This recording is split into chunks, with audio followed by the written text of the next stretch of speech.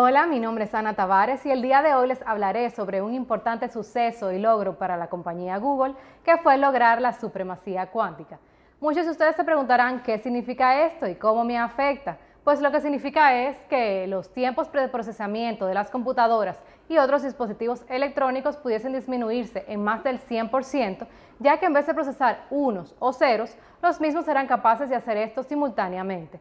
Para demostrar esto, Google resolvió un problema matemático que según ellos le tomaría 10.000 años a una supercomputadora resolver en 200 segundos o poco más de 3 minutos. IBM, rival tecnológico de Google, no dudó en rebatir este resultado, diciendo que uno de sus productos convencionales puede resolver lo mismo en 2 días y medio de una forma más confiable, lo cual fue totalmente ignorado por la comunidad internacional al todavía representar un mayor tiempo que lo logrado por su contraparte.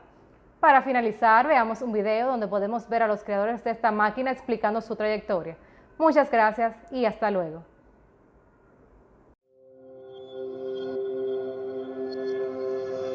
The tantalizing promise of quantum computers is that they can do certain tasks exponentially faster than classical machines.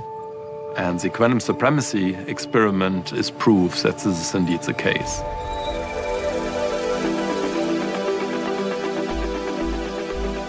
The word quantum computer is a little bit misleading because it sounds like a computer. And when people think of computer, they think of a phone or a laptop. The truth is the phone and the laptop and even a very powerful supercomputer all operate according to the same fundamental rules. And a quantum computer is fundamentally different. The classical bit stores information as a 0 or 1, and a quantum bit can be both 0 and 1 at the same time. If you have 2 quantum bits, then there are 4 possible states that you can put in superposition. With 3 qubits, it's 8, 4 qubits, it's 16. It grows exponentially. The nice thing about quantum supremacy is that it is a very well-defined engineering milestone. In a nutshell, what we're trying to do is we're trying to show that experimental quantum computers can surpass the best supercomputers in the world. To actually demonstrate quantum supremacy, we have these 3 steps. First, pick a circuit. Second, run it on the quantum computer. Third, simulate what the quantum computer is doing on a classical computer. We gradually increase the complexity of that circuit. At some point, it becomes completely impossible for the classical computer to keep up. Then we say we've achieved quantum supremacy. We started building together the quantum chips to do this experiment. And then the evolution of the devices were more and more qubits and more complexity. It's very much an iterative process. A lot of the work that we put in was not just these chips, but is also the infrastructure that you need to drive those chips. The cryostats that we install them in, all of the control electronics, software, all of this stuff is needed, and it all has to be developed.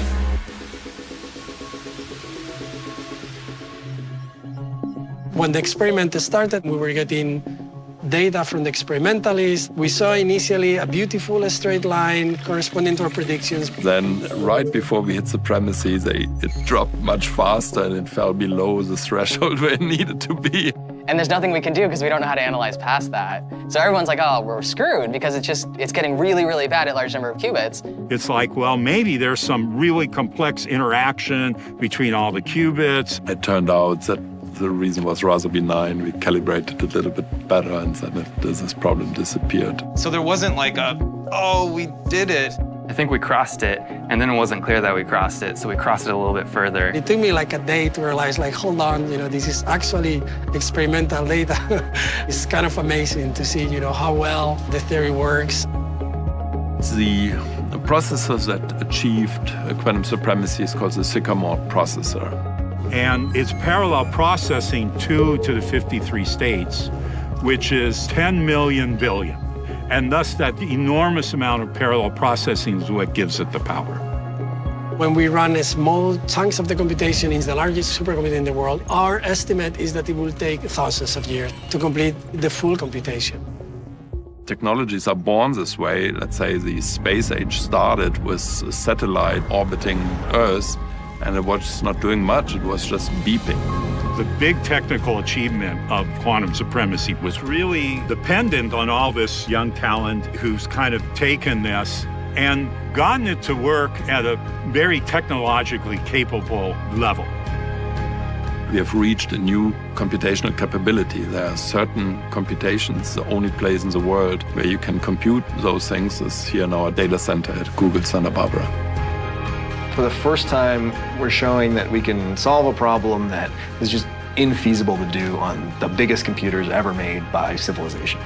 And what's exciting is now we're ready to turn this over to the world and say, let's figure out what we can do with this. The thing that excites me most is building a useful quantum computer. When we can give a researcher a tool that is unlike any other and say, great, figure out something cool to do with it. Mankind is pretty good at that.